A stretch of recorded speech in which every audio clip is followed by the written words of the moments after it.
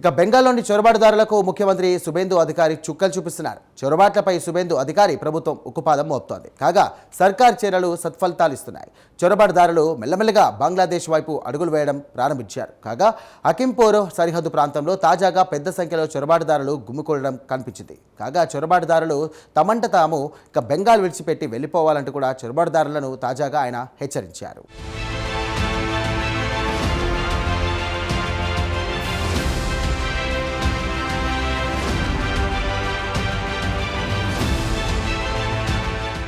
బంగ్లాలో తిష్టా వేసిన చొరబాటుదారులకు ముఖ్యమంత్రి సువేందు అధికారి తీవ్ర హెచ్చరికలు జారీ చేశారు. ప్రభుత్వం చర్యలు తీసుకోకముందే చొరబాటుదారులు తమంతట తాముగా బెంగాల్ విడిచిపెట్టి వెళ్లిపోవాలని చొరబాటుదారులను హెచ్చరించారు. ప్రస్తుతం అమల్లో ఉన్న విదేశీయుల చట్టానికి లోబడే తామీ ఆదేశాలు జారీ చేస్తున్నట్టు ఆయన వెల్లడించారు. అంతే తప్ప చొరబాటుదారుల కోసం తాము ఎటువంటి కొత్త చట్టం ఇప్పటి వరకు తీసుకురాలేదని ఆయన వెల్లడించారు.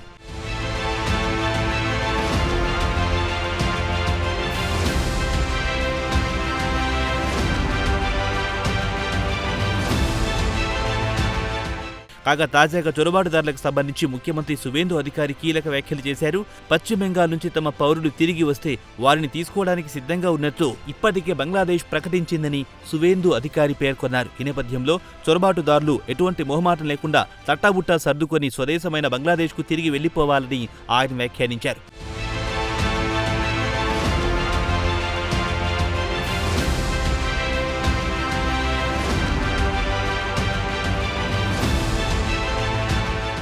అంతేకాదు చొరబాటుదారులను జైల్లో పెట్టొద్దని పోలీస్ అధికారులను తాను ఆదేశించినట్టు ముఖ్యమంత్రి సువేందు అధికారి వెల్లడించారు. కాగా ఇందుకు కారణాలు కూడా ఆయన తెలియజేశారు. చొరబాటుదారులను జైల్లో పెడితే తిండి ఖర్చు కూడా బెంగాల్ సర్కార్పై పడుతుందని సువేందు అధికారి పేర్కొన్నారు.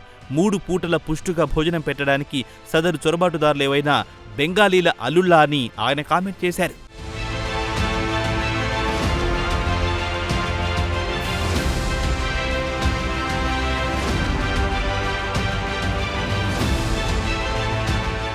కాగా సువేందు అధికారి ముఖ్యమంత్రిగా బాధ్యతలు స్వీకరించిన తర్వాత చొరబాటుదారులపై ఉక్కుపాదం మోపారు. చొరబాటుదారులను ఏరివేయడానికి సువేందు అధికారి నాయకత్వంలోని పశ్చిమ బెంగాల్ ప్రభుత్వం ఒక కార్యాచరణ పథకాన్ని రూపొందించింది.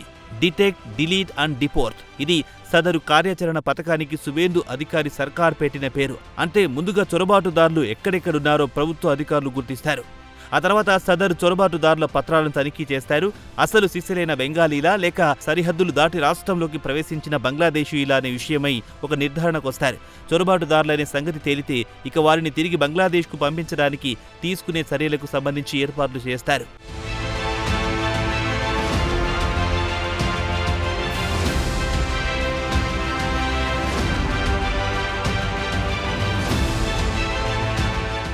అయితే అసలు చొరబాటుదారులను గుర్తించడం, వారి పత్రాలను పరిశీలించడం, ఆ తర్వాత వారిని బంగ్లాదేశ్కు పంపించడానికి ఏర్పాట్లు చేయడం ఇదంతా అనుకున్నంత సులువు కాదు. ఇదంతా ఓ దీర్ఘకాల ప్రక్రియ. అంతేకాదు ఇందులో ప్రభుత్వ అధికారులు చాలా జాగ్రత్తగా ఉండాల్సి ఉంటుంది. ఈ నేపథ్యంలో ఈ మొత్తం బాధ్యతను జిల్లా కలెక్టర్లకు బెంగాల్ సర్కార్ అప్పగించింది. ఆయా జిల్లాలోని అధికార యంత్రాంగంతో జిల్లా కలెక్టర్ సమన్వయం చేసుకోవాల్సి ఉంటుంది.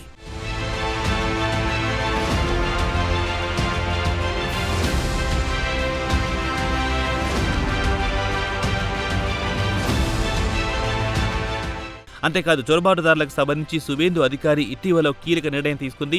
బెంగాల్లో బంగ్లాదేశ్ సరిహద్దు వెంబడి కంచె ఏర్పాటుకు కేంద్ర ప్రభుత్వం ఆధీనంలోని బార్డర్ సెక్యూరిటీ ఫోర్స్కు భూమి ఇవ్వడానికి సువేందు అధికారి నాయకత్వంలోని బెంగాల్ ప్రభుత్వం ముందుకొచ్చింది. ముఖ్యమంత్రి సువేందు అధికారి అధ్యక్షతన జరిగిన బెంగాల్ కేబినెట్ ఈ మేరకు నిర్ణయం తీసుకుంది.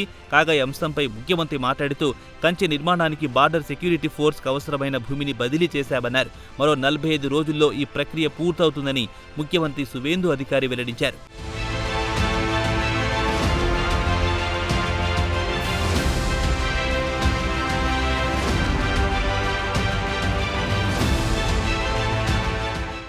ఇదిలా ఉంటే సువేందు అధికారి హెచ్చరికలు పనిచేస్తున్నాయి. చొరబాటుదారులు మెల్లమెల్లగా బంగ్లాదేశ్ వైపు అడుగులు వేయడం ప్రారంభించారు. కాగా ఉత్తర 24 పరగణాల జిల్లాలో హకీంపూర్ సరిహద్దు ప్రాంతంలో తాజాగా పెద్ద సంఖ్యలో చొరబాటుదారులు గుమిగూడడం కనిపించింది. కాగా చొరబాటుదారులకు సంబంధించి ఇటీవల కాలంలో ప్రభుత్వ అధికారులు తనిఖీలు తీవ్రతరమయ్యాయి. దీంతో ప్రభుత్వ అధికారుల కళ్లు గప్పి బెంగాల్లో ఉండడం ఇక సాధ్యం కాదని చొరబాటుదారులు ఒక నిర్ణయానికి వచ్చినట్టు తెలుస్తోంది. ఏదేమైనా చివరి చొరబాటుదారులు కూడా బెంగాల్ విడిచిపెట్టి వెళ్లే వరకు ముఖ్యమంత్రి సువేందు అధికారి విశ్రమించేలా లేరు.